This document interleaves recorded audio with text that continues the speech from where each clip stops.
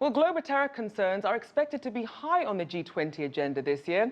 For more on this, I'm joined by Cameron Bokhari. He's a senior fellow at the Center for Global Policy and a fellow with the Program on Extremism at George Washington University. Welcome back to the show. Thank you. Thank you for having me. Now, Cameron, according to the Global Peace Index, political instability, terrorism and conflict, these have all cost the global economy about $13.6 trillion last year. So what's being done to limit the economic fallout from this? Well, we can't limit the economic fallout because we just don't have a handle on terrorism. Unless that happens, we can't scale back spending on security. It's just unacceptable. It's bad politics. It just doesn't make sense. So unless the threat of terrorism goes down substantially, we're not going to see that kind of spending come down.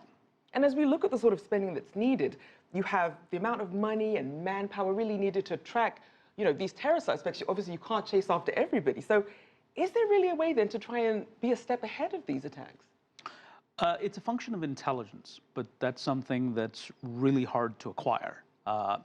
If you are to be successful in acquiring the precise intelligence, you have to be inside that group. Now, that's a risky business. It means very well-trained intelligence operatives who can mask themselves and be part of the group and provide intelligence to the good guys. That's a huge undertaking. We have not seen a whole lot of success on that. We do get lucky, as is the case with the spokesperson of ISIS who was killed in an airstrike recently. ISIS essentially announced the death. And so those kind of successes we will see trickle in, but a massive, if you will, success at breaking up a group, that takes time.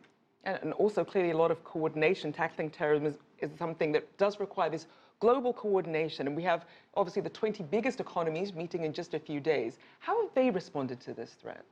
Well, they all will say, look, terrorism is a scourge that needs to be wiped out.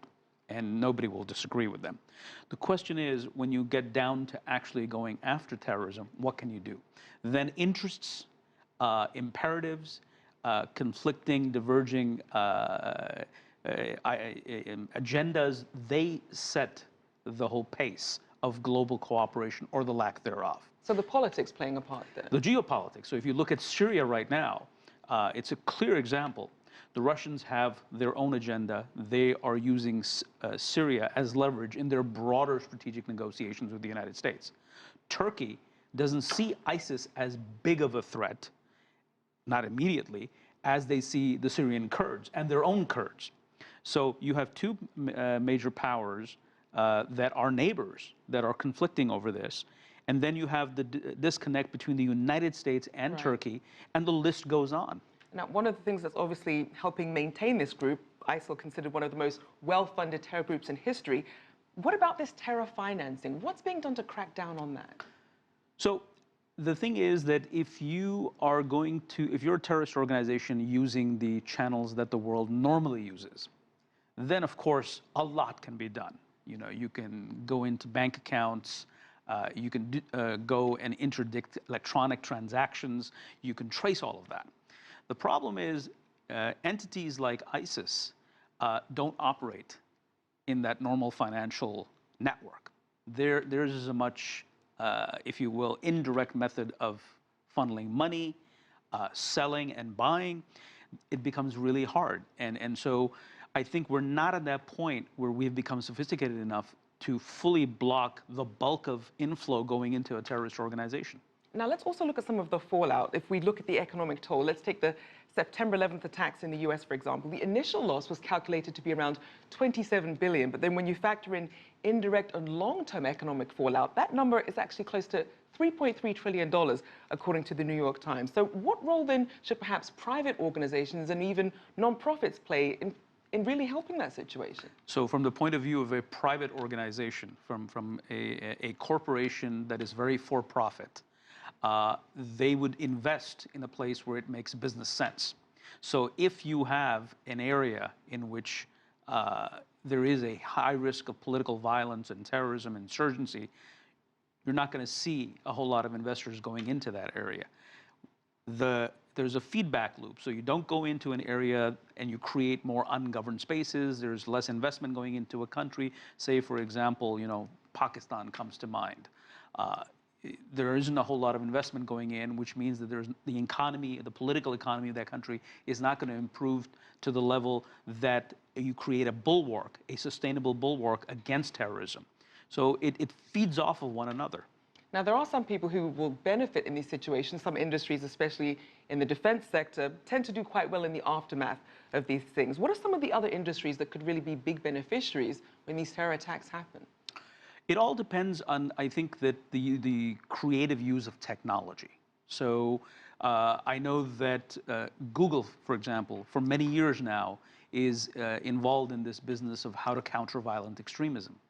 And so it does see as in its interest to go ahead and invest in this venture and play a role with governments and nonprofits. So yes, that's the kind of example I think we'll have to see, but it all depends on the financial bandwidth and the health of a company and how much is at stake for them. And lastly, a lot of this global economic toll is based on problems in the Middle East and North Africa, which are now ranked as the least peaceful regions, with Syria, South Sudan, and Iraq ranked as the least peaceful. So what are the latest developments then in terms of the global efforts from the resulting refugee and migrant crisis, which ends up stemming from these situations? So we're seeing fragmentation in this region, and we're not paying a whole lot of attention to Central Asia. We have in the news this President Islam Karimov is dying, and therefore what will happen after he's no longer at the helm? That's probably the least bad news. The worst case scenario, or the broader problem that we're looking at, is not Uzbekistan or one particular country in that region. Central Asia is also destabilizing. So the arc of instability is increasing. So there's not a whole lot that you can do in the short term. These are very long-term initiatives that will require governments and the private sector to be involved over the long haul. Certainly a global effort holistically as well. Thank you so much for joining us, Kamran Bokhari from the Center for Global Policy and George Washington University.